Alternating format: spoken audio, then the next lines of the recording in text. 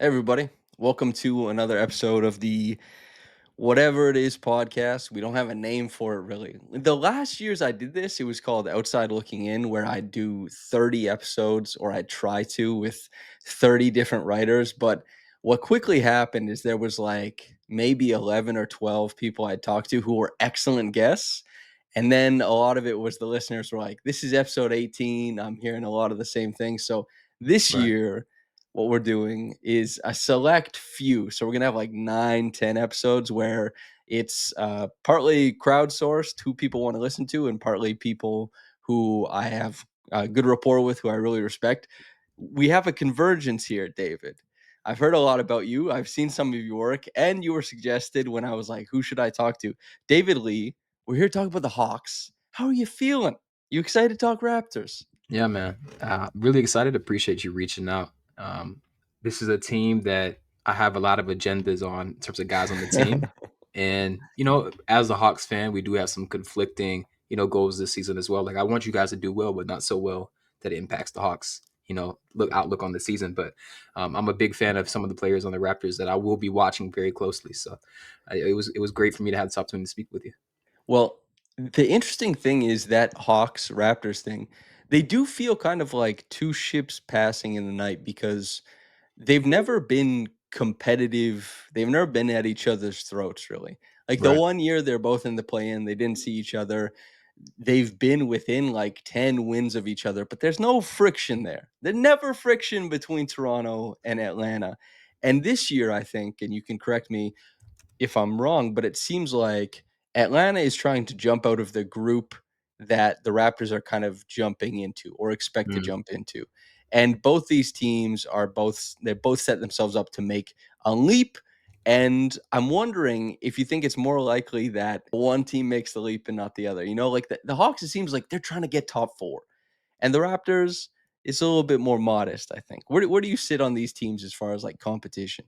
Yeah, I think it's a great question, and I've tried to be as measured as possible in the way that I speak about the Hawks. Because for me Sure. personally, and I'm sure you may relate to this as well, but when you're constantly watching one team, you kind of drift away from being a fan just because you're like analysis first, right? Sure. And so I try to be as objective as possible about the Hawks. Now that doesn't mean I'm not going to have a fan's outlook and want us to do well, but I'm a little bit wary of the way that people are portraying the Hawks. So I've talked about this a lot, but when I see people say, "Oh, we're going to be in the finals," or "We're a lock for the Eastern Conference Finals," or "We're going to win 50 games," I want to caution and temper those expectations just a little bit because this team still has a lot of holes. Like I saw someone tweet, I think it was Brett Usher. He was like, "Do the Hawks have any flaws if they're fully healthy?" And I was like, "There's plenty. Like there's a lack of big depth if one of Onyeka or KP goes down. There's a lack of self creation in general on the roster. The roster as a whole is not incredibly strong or powerful, even though they have added height with KP. And so there are these particular areas of weakness, some Achilles heels that certain teams like the Raptors I think will have some success against the Hawks in regular season matchups because they have whether it's a size advantage or a length advantage, whatever it may be. And so there's what I like about the Hawks schedule is that we see you guys early, but we see Orlando early. And I think I've marked both those games as Mhm. really important games for Hawks fans to understand where this team is physically because both Orlando and Toronto will push us physically. And when we saw you guys this last year, where the overall win loss record wasn't great for Toronto, you guys played us very well. And so it's a good way for the Hawks to get a baseline for where they're going to be among the rest of the East. And where I think you will see the Hawks do though is sort of win the games they're supposed to. Like we had Sure. some really bad losses to Washington, like some things that like I don't even like to think about. But like those, we lost two back-to-back games to Washington early in the year, and that's kind of been a theme for the Hawks. Is like they'll be really like we were super competitive against Cleveland, Boston, some of the biggest beasts in the East. We had the best record in the East against the top three in the entire East up until Jalen Johnson went down. And then you look at some of the losses, and there's Brooklyn, there's Washington. So I think you'll see that. I think if we're talking about who would take that leap, I think Toronto is pretty poised to make it to a play-in spot, especially with some of the injuries. I think that it will probably, I would probably see that the Hawks get home court advantage, maybe top six. I think they'll be top six, and then you guys will be in the play-in. But I don't necessarily see a scenario where like we're either both in the play-in or both in the top six. If that makes sense. That would surprise me because the top end of the East, while not completely set in stone, I don't know if it has so much room for these two teams. And I Right. would be surprised. Like I'm not super bullish on the Hawks. A lot of the shortcomings or expected shortcomings that you lay out is also something I think when I look at that roster. But if they occupied the same space, I'd be pretty, I guess, confused maybe about how the season went. But to keep it, since this is Raptors podcast, we'll lead with mostly Raptors stuff first. Optimism, worries. I know you're a big CMB guy. I was a huge CMB guy. I did a lot of work covering his game and kind of projecting it out to Raptors fans. And then they picked him. This is the fourth player in 3 years that the Raptors have picked that I'm like, they should pick this guy. Bobby and them and Dan, That's you got to dope. stop watching the videos. You got to give credit. I've had enough of it. But what are you excited about from these Raptors? Because not everyone expects them to even make play-in. Some people see them as like 11th, 10th, or that kind of fodder there. But what are you excited about for this team? Yeah, I'm excited for the defensive end. Honestly, like I think the trio of CMB, Scotty, and Pirtle, like I can't wait to see that. I think it's going to be really good. Of course, you have Jamal, Shed, and RJ who are always competitive at the point of attack too. I'm really interested to see how Brandon Ingram integrates because to me, and to an extent, the Hawks are doing this too. But like the Celtics model of having two wings initiate only really works, in my opinion, if the two guys are good enough to create their own shot that they don't need the other to create for them, right? Because that was a big problem with Tatum and Jalen Brown, where if Tatum sets a screen for Jalen Brown, very rarely is it going to be an advantage created because they're being guarded by Hmm. similar players. It's an easy switch. And so I'm interested to see for Brandon Ingram, a guy who operates better sometimes than I would say this guy with his back to the basket or at the elbow or better 3-point shooter. Like I think while they have similar positions, they occupy different parts of the floor where I think Jalen Brown and Tatum overlap a little bit more. So I'm really interested to see how the on ball reps get split between them. And then of course Quickley and RJ Barrett.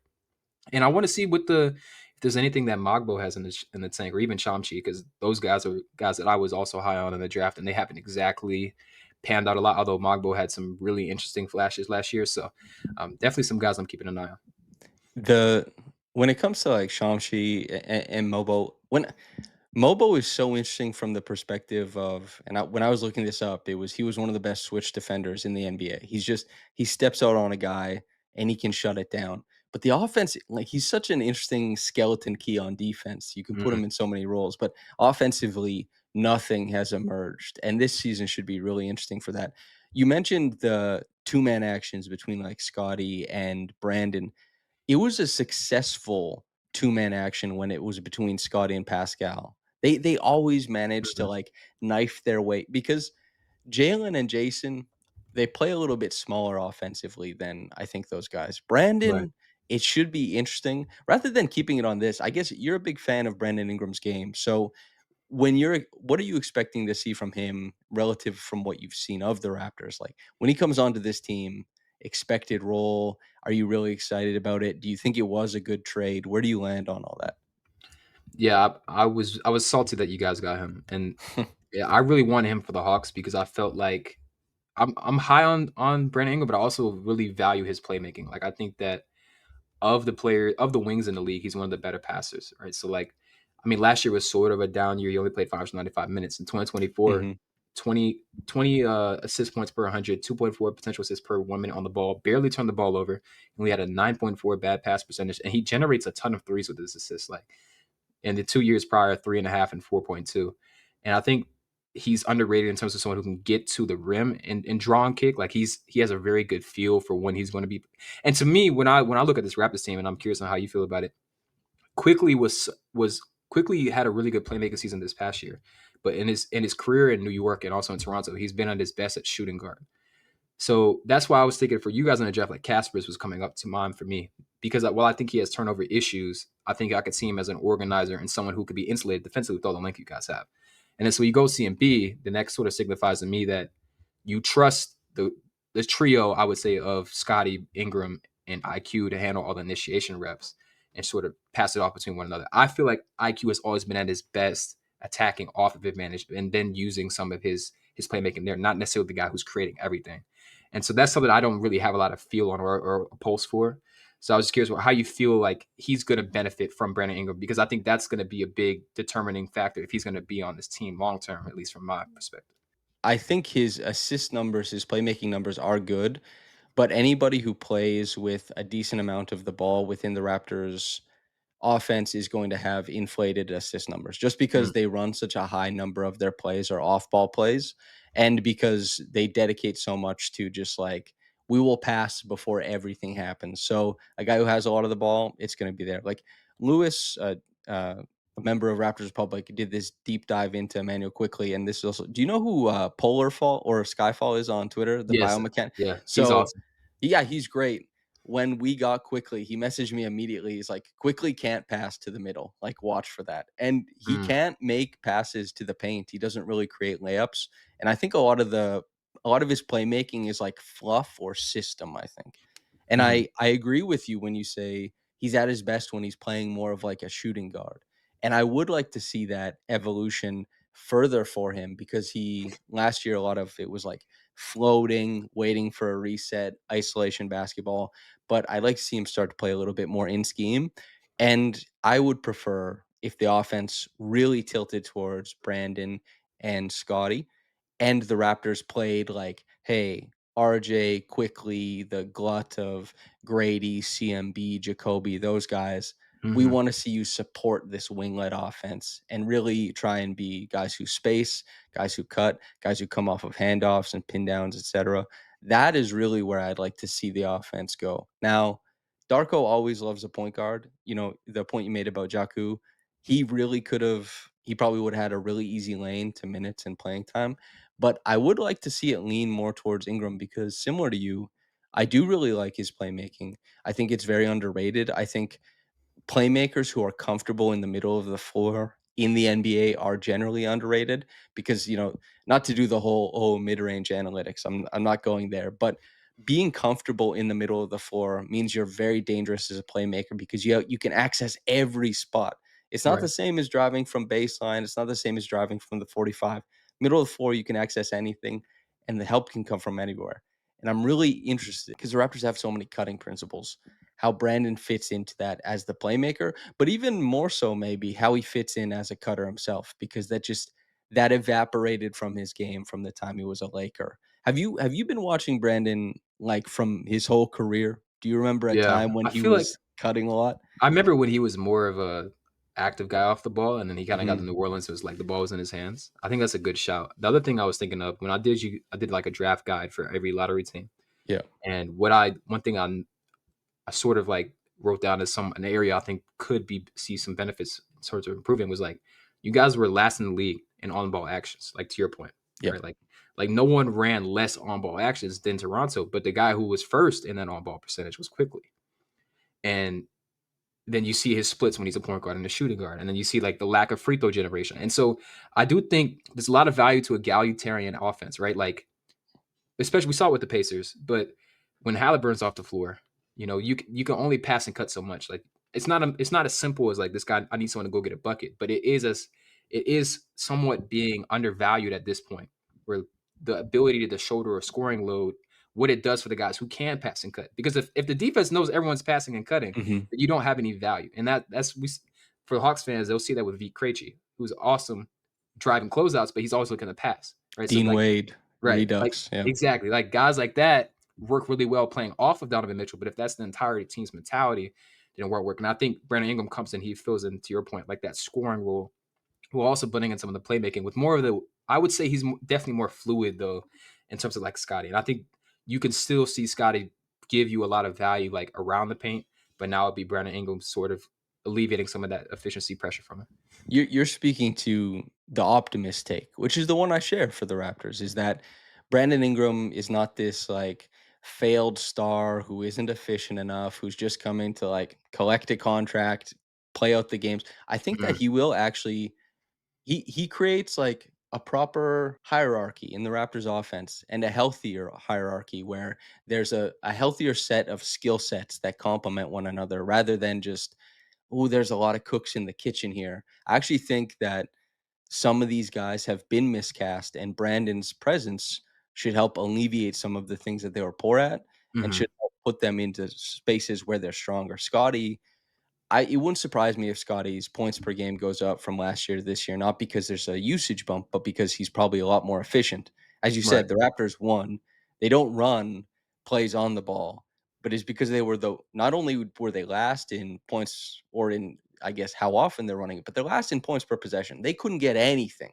Their Mhm, guys can't create a lick. They don't want you to dribble up here, man. They don't want pull-up shooting up here. They're scared of it. But Brandon helps even some of that out, and it will put guys in stronger positions where especially like Scottie, a guy who a lot of the scoring at the start of his career was because he was bullying lesser defenders because Pascal Siakam always took the number 1 forward or wing defender. Scottie was able to he was really high level as an offensive rebounder. He was good off of cuts. He could score in isolation and bully drives because he was able to dominate. And Brandon should complement him similarly. And Brandon is like I don't know about Brandon and Pascal 1-to-1, but Brandon's certainly a smoother offensive scorer than Pascal is and a more natural. I know that's kind of like, natural scorer. It's kind of blah blah blah talk. It's like Moneyball. It's like what are we talking about? But regardless, CMB, he's a funky fit here, and which was why I was kind of surprised they took him despite loving his game. But what's since you love the guy and Raptors fans will love hearing you talk about how great he is, I'd like to go there. Give me the pitch on CMB. Yeah, I think for CMB, well, one thing is like it gives me a lot of confidence in the prospect when a team shows a lot of investment in them. Like for example, I was very high on Hanson Yang, so when he went Me 16th, too, man. when he went 16th, I wasn't shocked, but I was more so like that makes me feel validated, not just in the way I feel about him, but that Portland's going to take a lot of time and investment into him, and they have done their due diligence. And I think for like CMB is a Raptors player, like he is he's Masai DNA for sure. I don't know if Masai made the call or not, but like that is the type of player that you guys love to take, develop, and draft. And we're talking about a guy who was third in the class above guys who are 6'6" or higher in ISO points per possession. And you couldn't be in a worse offensive context in South Carolina. He had the second highest percentage of his team's BPM in the entire D1, not just the class, but the entirety of D1. Mhm. Like CMB was responsible for the second biggest proportion of his team's production. And I think especially when you consider how tough the SEC competition was, the fact that he shot 69.7% at the rim with 52% of those being assisted, like his self-creation upside is massive for me. But then I look at the fact that defensively, we talk about Magbo being a skeleton key. I think CMB is that and more. Like Yep. I think he's a game breaking defender. The question will be, well, I don't think he has a question of him defensively. It's more so like how he be deployed. And I think in your scheme, with Darko running it, and then with all the other guys around him, guys who are competent at the point of attack, he's not gonna have to worry too much about the vertical spacing. He may have someone on the back line, or like his hands are super special. Like if you watch Yep. clips from him, it's like a vacuum seal. Like they just somehow get teleported to his hands. And so like I think he has elite hand strength, length. He's a +6 wingspan or something like that. Um, I think he's gonna really punish guards who try to bring him in the pick and roll. Like people will stop trying to attack him in pick and roll. Like if you watch guards go at Bam, they don't like to go after him. He And I he think what he blew up does him. fears. He Yeah, blew him up yeah. repeatedly. So I think if a +6.25 is what I think his wingspan is, and he plays like he's the epitome of playing bigger than his listed height. Like I'm not worried about him playing even Mhm. small ball five in the center as in the NBA. So especially in your scheme. So I think if there's questions, it's offensively, of course. And if you're talking about the shooting, fair. But I can give you Vanderbilt. I can give you Larry Nance. I can give you Brandon Clark. I can give you Isaiah Stewart. Those are guys in right now. Like this, like there are plenty of guys who are 6'7", 6'8" ish that aren't these elite 3-point shooters on volume, but they have the combination of skill, feel, and defensive production and viability to be valuable NBA players. And I think he is far ahead of those guys and created for himself and others. And so I don't really see any way that he doesn't pan out. And if he doesn't pan out, I'm gonna have to reevaluate the way I look at prospects. Like that's how confident I feel about him. Like I had him second in the class. So he's someone that I think I understand some of the fit concerns because you guys did need shooting. And there is somewhat of like, oh, how much can he develop with Scottie and Brandon on the team where Sure. it would be nice for him to play, like if they're gonna play through him as a hub. I would imagine one of Brandon or Scottie is going to be on the floor at all times. So I don't know how much we're going to see from that. Like we saw in summer league what he was able to do as a hub. So I think developmentally wise, it may be a little bit detrimental to him to not have the on ball usage that I think he rightfully so deserves. But he's so capable of doing things outside of just being on the ball that you're going to feel his impact. Like it's not Cooper Flaggish in terms of like I feel like Coop is going to produce no matter what any situation, but I think that CMB will find a way to be impactful even if it's not the most conducive. Yeah. I agree completely. The offense To your point, I talked a lot about like his unique and effective driving game. It should be really interesting because you listed a few bigs, but there are bigs making the jump from college to the pros. Even a 40% three-point shooter at the college level is not like a guaranteed thing at the NBA level. And so much of being a big man who shoots it, or a nominal big who shoots it, is just kind of like, how did you develop as a guy who works on his game once you reach the NBA? And Hmm. CMB, I think, has relatively elite touch. You can see it manifest in a lot of his shots, especially his finishing. It manifests in his pull up jumper in the mid range, and just his touch there. He has a shot to become a shooter. And if he Hmm. becomes a guy who you can play in some of that like pick and pop stuff, and I'm talking down the line, then his ability to like attack bigs off the bounce could be one of those things where it completely tears apart defenses repeatedly.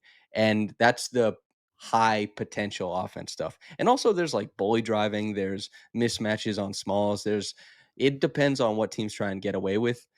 I don't expect to see a ton of it in his rookie season, but I do expect to see garbage manning his way to points. I do expect him Yep. to see point to wing passes stolen, run out in transition. I do expect him to get hands when he blitzes guys out above the break in transition. I expect offensive rebounds. I expect him to figure out his way. 8 to 10 points per game would be nice. That's totally fine. But the defense, I agree with everything you said there. Game breaking is how I view it too. There is another game breaking player here between these two teams. He's probably the best pick and roll player in the NBA, Trae Young. He is unbelievable. I wrote this piece like 2 years ago, and it was because Precious had a really good game stepping out on Trey. But the next game they played, I was like, I'm just gonna write this piece on all the different ways that the Raptors had to try and guard Trey Young in pick and roll. There's like 6 different schemes they threw at him. His Yeah. ability to like problem solve on the fly with his dribble, how he can move, how he'll shoot from anywhere, and his passing is unbelievable. The Hawks, where can this team go? What's the sell on this team? Why should people be excited? Why should Raptors fans be scared? I suppose. Yeah, I think this is like the most conducive team that they put around Trey. And since the 2021 season, and even if you look at that 21 season, I mean, they have Kevin Herter next to him. They had Bogdan. They had three White Boy Summer of the Year candidates on that team who were in certain ways bleeding value on defense. And that team was very reliant on Trey. This one is also, I don't want to make that mistake though. Like, this is not Yeah. a team that is massively going to be able to create for themselves without Trey. Like, as much as KP is awesome, like, he's probably outside of Jokic, I'd say, and Embiid, of course, but I'd say KP's firmly third best post-up player in the league. But he draws fouls. Wow. I think he is. I think he draws fouls at the highest rate in the tracking era the last 3 seasons, Hmm. 2022, 24, 25. And so that's why his points per possession is so ridiculously high on his post-ups because he's constantly marching his way to the free throw line. What you've seen from KP over the years is when he was in Dallas, he didn't have any base strength. So like guys would get under him, get physical with him. He Hmm. wasn't able to back guys down or even rise up because he didn't have enough core strength. He gets to Washington, completely different player there. Like it looks similar, but he was so much more confident getting into his spots because he was stronger. He understood that he could actually just shoot over people and not have to battle with people. Then he gets to Boston, and I think you see him sort of ramp down the usage, but the effectiveness, of course, goes up because now you can't send a double to him at all. And so among 7 footers, he was third in assists per 100. He barely turned the ball over. If anyone's watching Eurobasket right now, he's been their premier playmaker. They're running the offense through him as much as possible. He's hitting guys on backdoor cuts. And so where Darko has installed this read and react offense, Clint Snyder has also built those principles in. Now, of course, you guys don't have a Trae Young, and when you have Trey, you do need to run pick and roll because that is his superpower, right? And so, but you've even seen Trey's on ball, even as percentage points, right? Like it's not massive, but you're seeing Trey get off the ball more. What KP allows is that not just the end of a shot clock option, but like that's an early entry. It's when he's trailing in transition, you can kick back for three. So when you're getting in transition, he seals a guard on the under the rim. And so what the Hawks are going to do, they're going to be very variable. They're going to play defense with a lot of variability. They're going to play offense with a lot of variability. That 2021 team was extremely predictable. They're going to double drag you to death. They're going to exchange in the corners. There was nothing inventive about the scheme or the roster. Like it was like here's a bunch of shooters and lob finishers. Trey, make it work, and it worked. with some luck from Philadelphia being awful, like in a lot of those games that we played them. But unfortunately, that's what led the Hawks to double down on that. And then when you get to Miami and Eric Spoelstra, he's like, this offense is simple. I'm just going to sit in gap defense. No one can do anything without, like, Trae is the only guy who can make anything happen. Let's see if anyone else can do it. And it wasn't until DeAndre Hunter in game 5, where anyone was able to make something shake. So the big thing is that the Hawks will be playing a more a slightly less Trae dependent, but also more so in this fact that, like, when Trae swings the ball, these guys are a lot more confident putting the ball on the floor. Like DeAndre Hunter, as efficient as he was last year, he wasn't putting the ball on the floor and making the right decisions in the short roll. You're hopefully going to see a lot of connections between Jalen Johnson and KP. You're going to see a lot more Jalen Johnson roll in general because KP is going to bring big bigs at the basket. What I think the Hawks need to figure out is who's going to be our approximation of Jalen Brown. Like, I watched a lot of KP tape once we traded for him. And so often I would see Jalen Brown just rip through a defender knowing that KP has pulled the big out. And so we need to find someone with that aggression. And this is where, like, we talked about this a lot in our Hawks chat, because there are guys in this league who are great drivers but have never really been impact players. One of them is on the Raptors, and that's RJ Barrett. And he's someone that, like, I look at with a little bit of disgust. I'm gonna be honest with you. I'm not a big RJ guy, but he's someone that I don't think makes sense for you guys in this current context. That I would, if I was a Raptors in the front office, I would be trying to move him. But he Well, has a they are. I'll right, let right, you know. yeah. So, like, I think I have seen some reports like that. Like, he's the guy that probably needs to be moved out of this current lineup. But his skill set as a driver is something that nobody on the Hawks has. Nobody, Yep. because he's so strong and because he's so determined. And so that skill set is still really valuable, but, like, is it worth the drawbacks of RJ's inefficiency and his tunnel vision and the turnovers and some of the defensive issues? And so, like, that's the thing that the Hawks will have to figure out this season is, like, do they have that driver in house? Because if they don't, they're gonna have to find him eventually. I hope it isn't RJ, but, like, it might have to be someone's in that same vein. That's when I was looking at this, I thought that was clearly what's missing from the roster. Jalen Johnson is probably he's like as close as it gets to Mhm. because I don't see it from I like Dyson, but I don't see it from him. I definitely don't see it from Nikhil. I don't see it from Luke Kennard. It's still so dependent on Trae Young. And for listeners, when David is talking about a double drag up top, that's two screens for a Trae to come off of. Mhm. He can split if the team overplays the second screen. He can knife down into the middle. And a corner exchange is when a guy comes from the corner up above the break, and the guy above the break goes down. And it's just basically what it's doing is it's trying to confuse the defense about their help principles while Trae is running a pick and roll, so that they're less firm about who's tagging, and it creates opportunities, et cetera, et cetera. I don't know who's going to drive. Like Zach, is he? Is there any potential there? Is he a punch? Could he ever be a punch the gap guy? Oh man, it would be nice, but, like, I think one thing that I'm starting to believe more and more about prospects is, like, if you don't show it early on, it's probably not going to happen. If Like, he wanted to, he right, would. Oh, right, right. And so what's unfortunate about Zach, what makes him such a great pick for us was that he's very willing and able to play his role. Like, even in Eurobasket right now, he didn't start in that first game, but just his perpetual motion created all these pockets for his teammates. But at the same time, like, he struggles with his confidence driving the ball. He has his dribble very high. Jalen has the same issue. Jalen will drive it, but his dribble is always high. And so these guys, they've got to learn how to be a little bit more. I don't want to say uptight, but more so like bundled, I would say, is their energy. Like, get lower so you get more of a yeah, driving man. angle. And those are, unfortunately, those movement patterns are, like, things that take time or may not ever become, like, available to certain guys. And I'm not saying that won't happen for either of them, but if I had to pick a guy on the roster, I think it'd be Dyson, because while Dyson will rip through, but too often he's getting to a floater. And so that's the issue I've had with a lot of Hawks players is, like, the floater is a really good weapon when there's a rim protector in the paint, 100%, right? But you lose the ability to draw contact, and lose the ability to get to the free throw line. And we no longer have Clint Capella on the team. You know what's one of Clint Capella's biggest features was the offensive rebounding. Floaters typically go in a 5 range radius around the basket. And so we're going to see a dip in offensive rebounding. And so they have to convert more of those floater opportunities into drives at the basket. And so aggression will be a really big thing that I'll be watching for. My pick would be Dyson this season because he has the frame and he has the quickness and he has somewhat of the handle.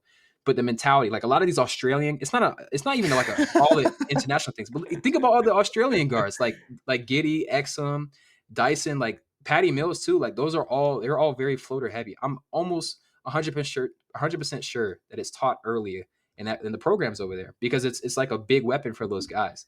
So Giddy, he drives with elbows, and he's such a grimy drive. Like, you can see he's, like, trying to yeah. pull himself past that first line.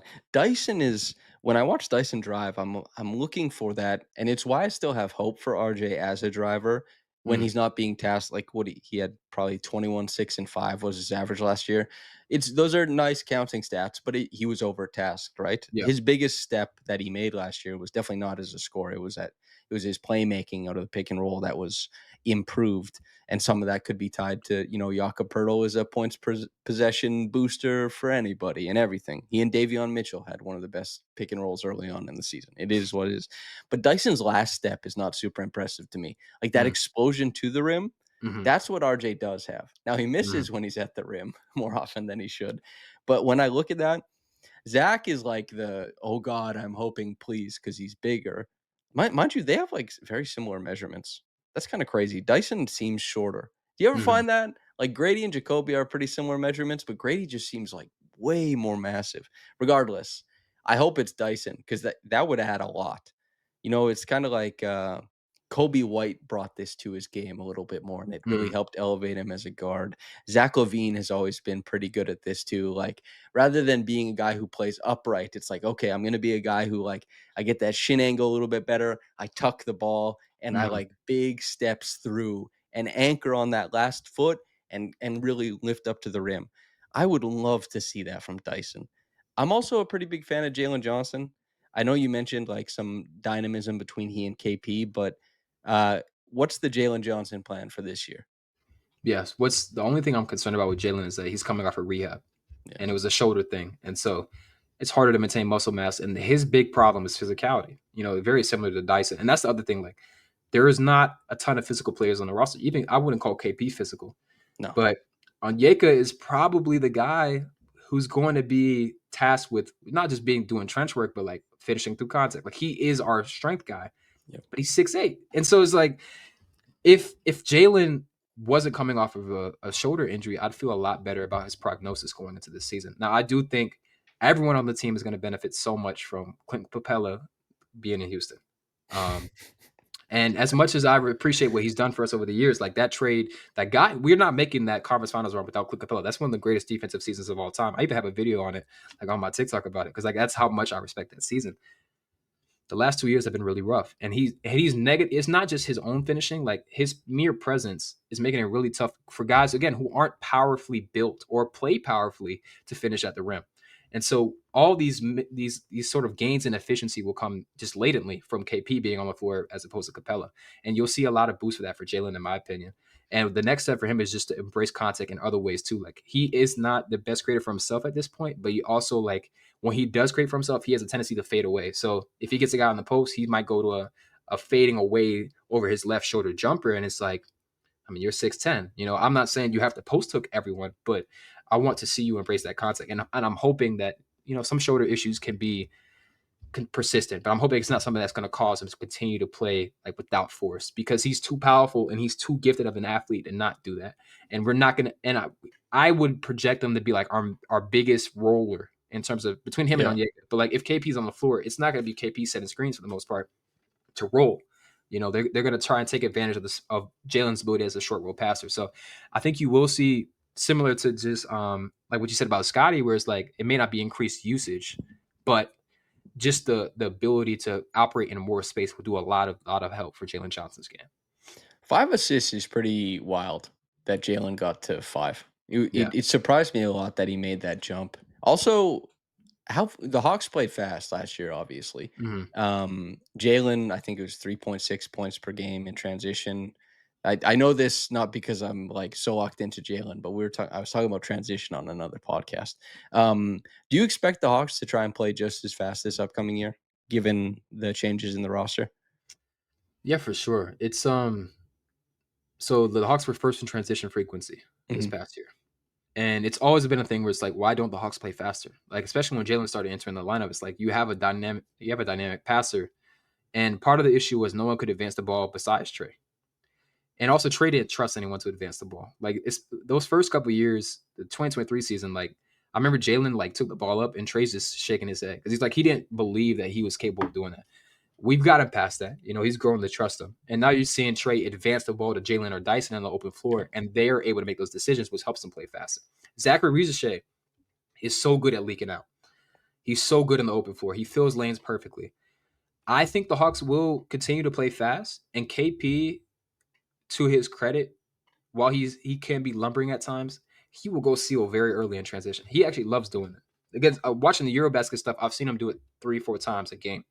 And of course, the trail, even if he doesn't get all the way to the paint, the trailing threat is massive. Like I don't Mhm. remember the exact numbers on his trail threes in transition, but they're insane because he's the third most efficient volume deep 3-point shooter. We're talking like plus 27 feet over the last, I think, 12 years, or I forget the exact time frame, but he's such a massive threat that of course it bends the defense and opens up more lanes for everyone else. So it would benefit them and behoove them to play faster. It will be interesting to see how much KP's presence influences that positively or negatively, because he has always, it's interesting because like he's always improved his team's defensive rebounding percentage when he's on the floor, but the offensive rebounding percentage doesn't. And I think that makes sense because he stays above the key so much. So now his when if he doesn't shoot the ball, or if he does shoot the ball, his man is sagging off to get the rebound. But in general, I think we'll see probably maybe not first, but maybe top five ish. And that's the thing. Like teams that aren't great in the half court have to run. OKC was okay in the half court, but they Mhm. ran so much because they stole the ball so much. The Yeah. Hawks were awful, relatively speaking, in the half court before the trade deadline. So they had to run. Will they feel that need to run as much when they have a more efficient half court offense, at least like in terms of what I'm projecting? I'm not sure, but I think they definitely need to continue running, especially if it's Zach and Jalen on the floor because those guys are just good at transition.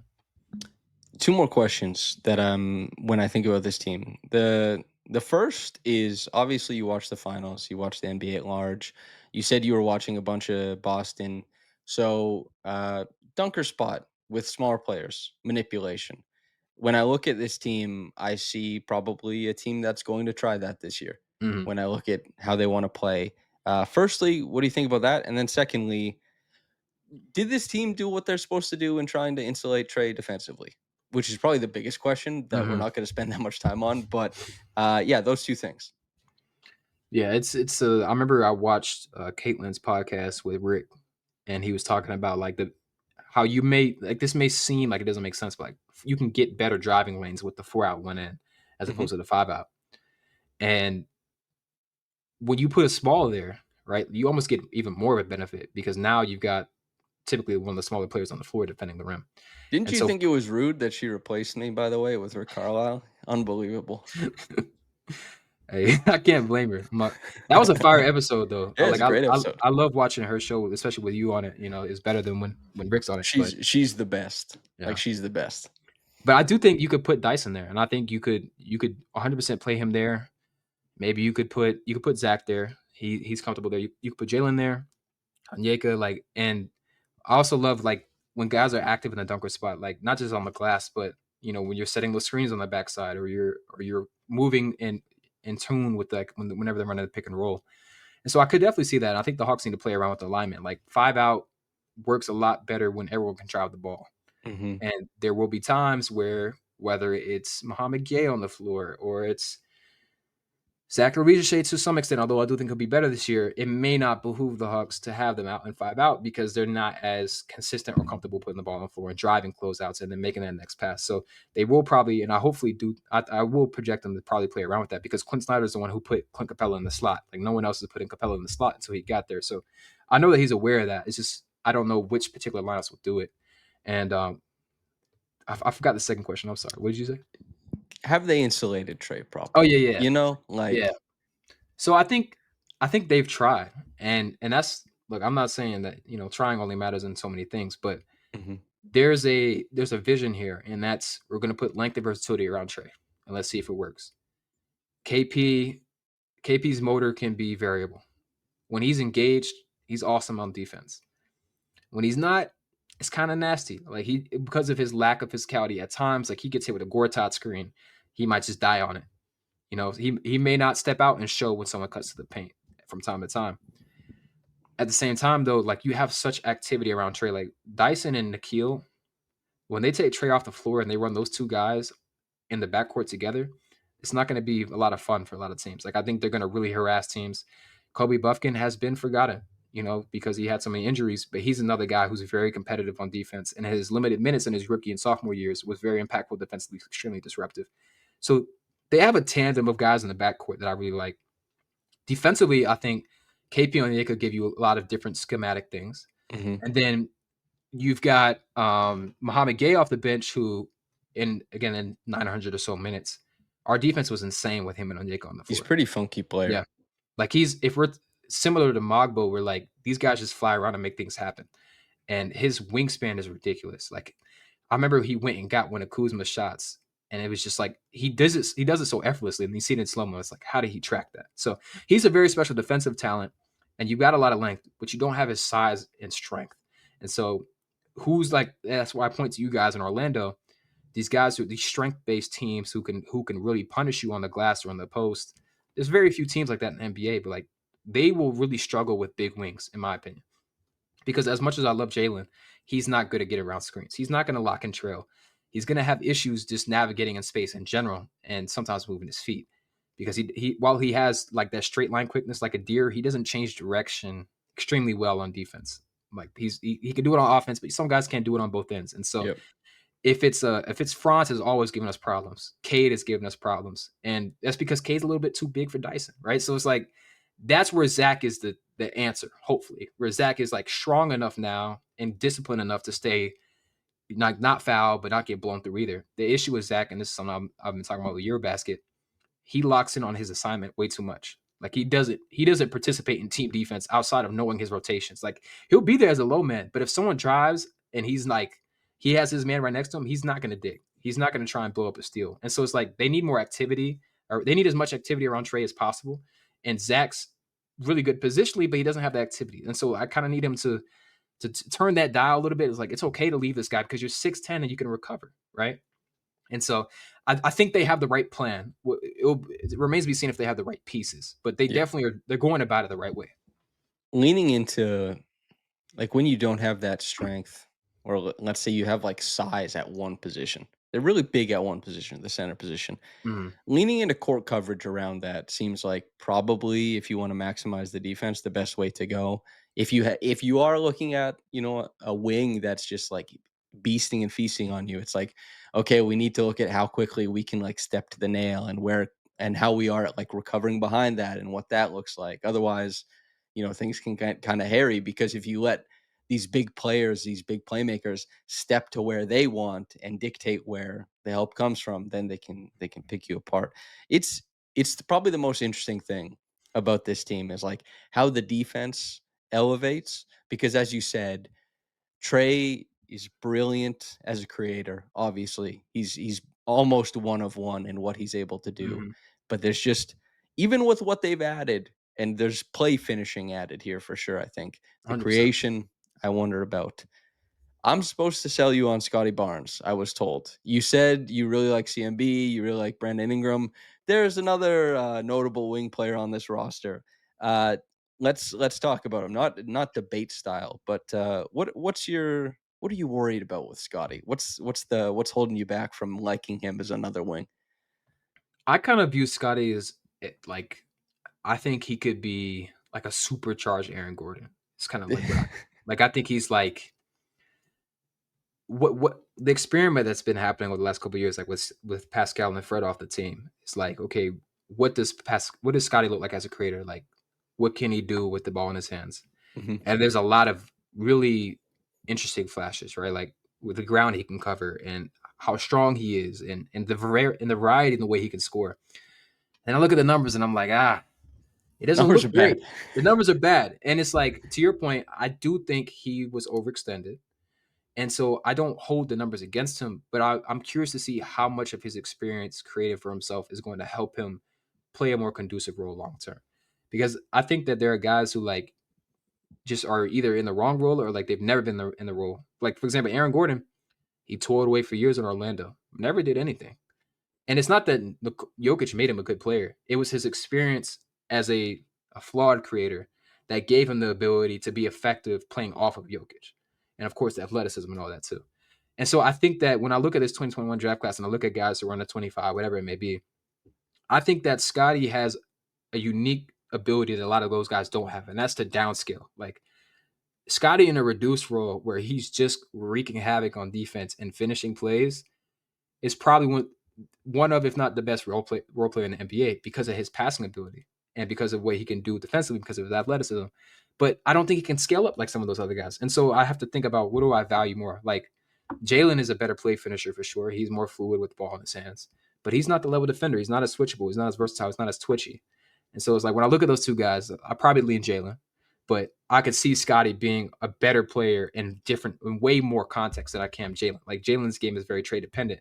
If Scottie was playing off a trade, what would that look like? Like I kind of like ponder those questions. And so it's not that don't I'm not sold on Scottie. I just think that to this point in his career, it's kind of been a disadvantage situation for him. And I think that because he's playing for a team that doesn't necessarily have, I've been a little bit questionable like what direction is this Raptors team going? Like you re-sign Jakob Poeltl, but you let guys walk. You don't trade Van Vliet and Siakam; they both walk for nothing. So I've had questions about where the direction is going. But it's not I don't have questions about Scottie being a good player. It's more so like what type of player does he need to be? What position does he need to be? What role does he need to be maximized? And I think some of that is just because he has so many skill sets. It's like where does he look the best? Yep. Regarding the Siakam trade, he did get traded. Oh yeah, yeah, yeah. Fred was the My only bad. one who walked for nothing. No, I understand what you mean though, and especially when you bring up like what does Scotty the scaling up versus scaling down. There's a couple of things when I think about Scotty and I think about just like the NBA at large. Or first, I'll ask you: do you believe in the defense? When people say like it could be around like all defense level, do you see that? Does that make sense to you when you watch?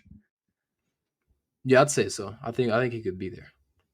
Okay, so just because that could be like a point of like, because it really affects the overall outlook on a guy's, Hmm. if he's that nice. Big wings who are that good defensively, they typically it lasts for quite a while, Right. typically. And those guys typically get to try things a lot throughout their career. So they really do get to figure out like what am I good at, what am I bad at. And while I do agree that offensively, Scotty will never, dominate with the ball in his hands the way that Cade can. I don't think he can even do it like Franz can. Hmm. As far as like offensive talent and output, guys like Mobley, Franz, Şengün, Scotty, order them how you want, but I think that they're certainly behind Cade and Franz there for me. That level of defense, giving him that baseline, the grab and go stuff to supercharge transition as the guy who has the ball in his hands, the fact that he's so good catching in the open floor, he covers so much ground. It's like you have one half of the floor that's really good defense, Hmm. and he's pretty versatile there. Transition play really strong going both ways. And then it gets to half court offense. And that gets down to what you said is like, what's the proper role here? And how far can he get the skills he has? And what kind of player can that be? The floor is so strong there to work Right. from. And he is, I think at this point, average to slightly above average is like a pull up mid range guy. I don't want that to be as big a part of his game as it was past. It's too much. And it's because he doesn't have a first step. He can't Right. beat guys off the bounce. So if he ever gets the luxury, and hopefully Brandon provides some of this, to be a guy who attacks off the catch, who gets to feast on the offensive glass, and who can occasionally, based on who his cover is, gets to beast and feast on dudes in I guess, ideal isolation situations on smaller defenders, or if there's like a guy who's too big stepped out on him. That kind of stuff all seems like it's going to trend in the right direction for him. The Mm. jump shot has to normalize so that he's not hurting spacing. But I think all of that projects, and this is at the behest of, commenters who said like sell him on Scotty. That's my pitch. I don't believe in the heliocentric stuff. I do believe in some of the pick and roll looks because he's a big passer who can make reads and that can work sometimes. But there's a really strong player there. And Raptors fans hate the Aaron Gordon comp. They hate it. Even though Aaron Gordon said it himself, Raptors fans hate it. Supercharged Aaron Gordon is a hell of a player. I don't consider that Right. like that's not a slant at all, I don't think. But do you disagree with any, I guess, of the forecasting there? Is anything a little bit too optimistic for your taste?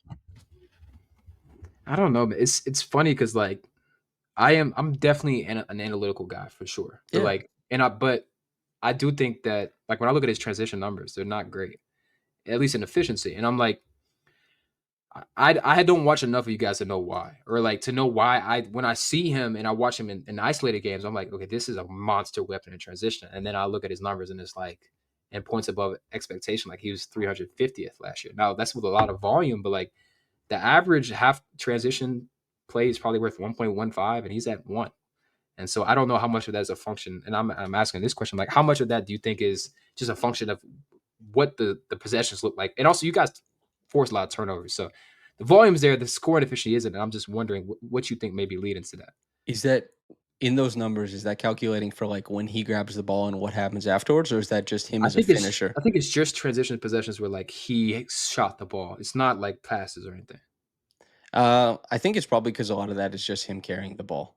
Like, I'll Mm, be honest, and the Raptors are they were a very poor offensive team around him last year. RJ was really high in transition points last year. I don't know where he was in his efficiency, but he did score a lot out of transition. mhm, Um, like last year, and this is perfectly, if anyone wants to frame this as copium, a lot of what Scotty did inefficient, and you just have to chalk it up to, like, this is development in a role where he's overextended, especially relative to his skill set. And Pascal Siakam has been like a really elite transition player for so long. He goes down significantly when he's not catching it, when he has to be a guy who carries it up. And I think that's probably mm. why I would think, if I'm addressing the Scotty 350th as a transition scorer, I wasn't aware of that stat, but that's low. That surprises me, but I think it's just, a lot of carrying the ball, and the ball not being, like, advanced necessarily to him very often, which is important for wings.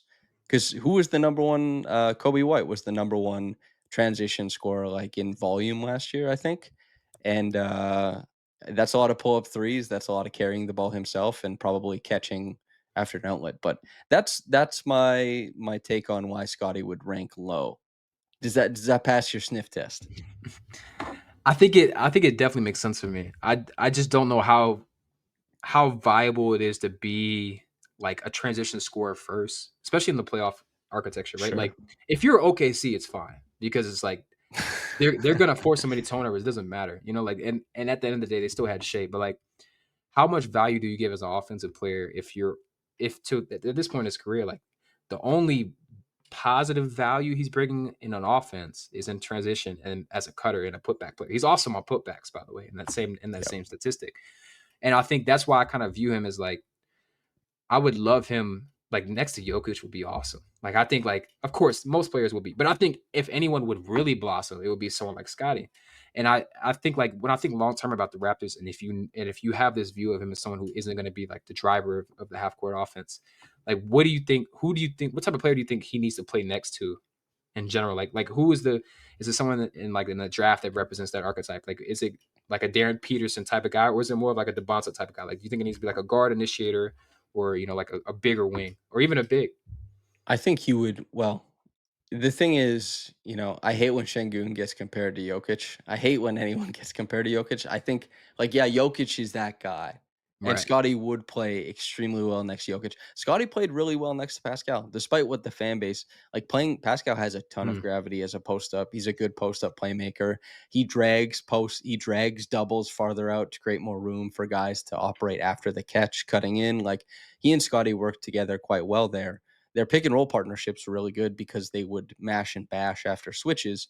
But as far as, like, who he should play with, I would go with a really strong guard creator. I'd love to see him play next to Trae Young. Like, I think mm, he would be sublime because do think I don't think his number one skill offensively is in transition. I think it's as a half court finisher, got you. and I think his secondary skills would be like, scoring against mismatches. And I think those are two things that I believe he can do. That's my analysis. If it's wrong, it's wrong, but I believe in that. And as far as, like, the 3-point shot and all this kind of stuff, we'll see where it lands. But those are the big motivators of why I think he can provide offensive value. And then in transition, I think that he will, both as an outlet guy and a guy receiving passes. And defensively, I think he's very strong. But that's the pitch. How do you feel about it at the end of it all? I think I'll be leaving this a little bit higher on him for sure. I think when I think about the 21 draft class, like Mobley is a cream of the crop for me. Then it's like Franz So and Cade, impressive. and it's not. I don't think it's always fair to compare guys across draft classes, because Yeah, it's like yes, they're peers in terms of when they enter the league, but guys are so different. Like I don't think that you could necessarily one to one compare Cade, Scotty, and Franz because they're all different types of guys who provide different types of things. But when I think about our player from the 21 draft class, Jalen Johnson, like I think I would personally, again as a Hawks fan, I would probably take Jalen over Scotty. But I can 100% understand why someone would prefer Scotty, and I think that's what's important. At the end of the day, like your argument makes sense to me. The way you're proposing it. I think I'm still a really big Franz guy. I'm really big on Mobley, really Franz big is on Cade. awesome. So it's like I don't know if I could get there, but if you want to say that if someone was to tell me Scotty and Jalen were on the same tier, I'm not going to fight that because I think it makes sense to me because of what he brings defensively and what I think a lot of people don't realize Jalen doesn't bring on defense. One thing he does do, like his rim protection numbers are pretty good, but Scotty's have been really good throughout his entire career as well. So I think that there are very few guys to your point who are that big, that fluid with the ball in their hands, and they play awesome defense. That he probably should be on an all defensive team at some point. Now they need to extend it to 3 teams in my opinion. It's just so many great defenders in the league Same. right now. But yeah, when you frame it from a defensive first perspective, and it's like okay, this is a great finisher who can score over mismatches. I get that case 100%. It's everyone likes their guy. You Yeah, know, yeah. everyone likes their guys. The other thing I want to talk, and as you said, like that was what came up. That's trends in the NBA today. If you're an analytics first guy, or if you're like it's a big part of your analysis, are you Mhm. noticing any trends? Is there anything that you're like, man, this is so important? Because typically about November, maybe early December, the pieces start rolling out like this team is doing this and it's interesting. Is there anything you've noticed kind of like picking up pace in the NBA or I guess strategically that you find interesting in the NBA at this point? Yeah, I think there's been a lot of discussion about like picking up full court. But I think in general, like the biggest takeaway that I've had from this past season is like possession influence. And you can win the possession battle a lot of ways. You could be on the offensive glass. We saw Houston do that. You could do it by taking the ball from the other teammate from the other team, and that's what OKC does. Or you could be like Indiana, and you can just take great care of the ball.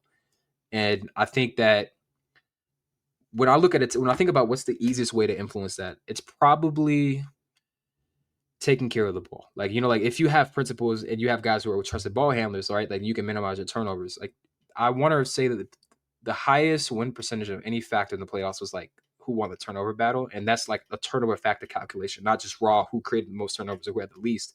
It's like looking at the factors and how that influenced the game. And the year prior, it was either 3 point percentage or 3 point attempts. I don't remember. And sometimes these playoff runs are dictated by who's dominating, right? Like, of course, OKC and Indiana, they look visually different, but they're playing the same style of basketball. It's like, we're going to take great care of the ball. We're going to run, we're going to get out in transition, and we're going to be really as disruptive as possible. And then for Indiana, a lot of that is more so like, we're just going to be in your face and pick you up full court and make you work. And OKC is like, we're just going to take the ball away from you. But they have those same principles, which is possession control. And so I think that when a lot of fans look at high turnover guys, it's harder to sort of conceptualize or even accept that even though they have high turnovers, they reduce their team's turnovers. And so that has always been something Trey does really well. Sure, he's second in the league in turnovers per game, but look at his team's turnover percentage when he's off the bench, when he's on the bench. And that is an indicator of not just how much you mean to a team, but how much you influence their possession, their ability to control possessions. And so I think that's what stuck to me a lot. And it's like I think that the best way to also minimize turnovers is also to have a big to play through. And so that could be offensively, but also as a hub. And so Siakam introduced a lot of that for Indiana. And Hardenstein's dribble handoff game, and then the integrations with Chet. And so I have valued front court playmaking a lot more.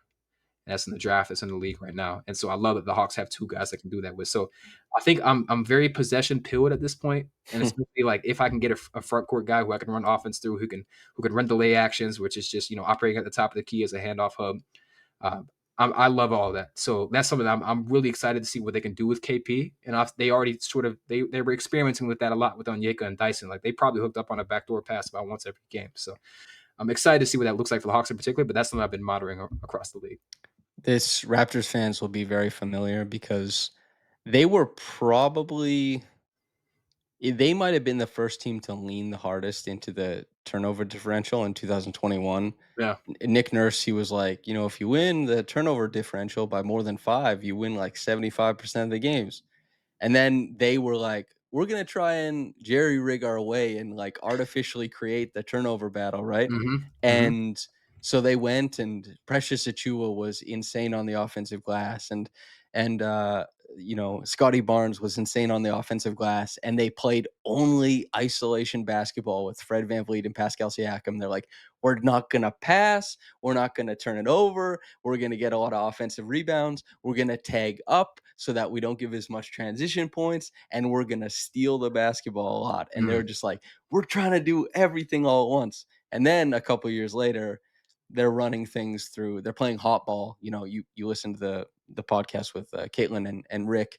They're going to try and throw it to Jakob and work out of that and see where it goes. So they're and the full court pickup points. The Raptors have been speed running all of the latest trends, but I've figured out that talent is actually probably maybe the most important motivator for winning at the NBA level. And as much as you kind of pal around and fool around with strategy, that ceiling it sticks if you don't have the Yeah. guys. This is their best chance at having the guys. And I think that's true of both teams. This is their best chance at having the guys in some time. Uh, Anything on the Hawks before we get out of here that Raptors fans should take home? Uh, I would say if you're not familiar with Muhammad Gay, I think you guys would probably really enjoy him. And I think that, he's not going to be, his numbers aren't going to be crazy, but he's going to be a lot of fun to watch this next year for sure. And I would also say that Nikhil Alexander Walker and Luke Kennard, I could see Luke like being a really good fit for you guys because he's on a 1 year deal with us. And so I think Luke would be interesting. Now, of course, Grady's there too, but I think that Luke is such a read and react player. And I'm really excited to see what he does for Atlanta, but especially in Darko's offense, like with the guys that you have around him, like a Luke and Grady Dick shooting guard rotation, I'd be definitely very moved by that. So I'd say keep an eye on those guys for sure. Raptors fans, Mohamedou Gay was on the Yeah, Raptors. Is that's just the small little switch of the name there. Yeah. Luke, he needs to come home, man. Shave it off.